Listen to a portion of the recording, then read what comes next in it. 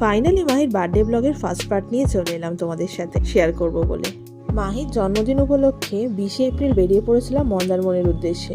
এবারে আর জন্মদিনটা অন্যবারের মতো জন্মদিন করার একদম ইচ্ছা ছিল না, ইচ্ছা ছিল নিজেরাই তিনজনে মিলে সেলিব্রেট করব এবং বেশ মজা করব। সেই জন্যই বুক করে নিয়েছিলাম ভাইসরয়। এই ভাইসরয় হোটেলটা মন্দারমনির আমার বরাবরই ভীষণ পছন্দ, এই নিয়ে আমরা 4 টাইমস এখানে থাকতে চলেছি।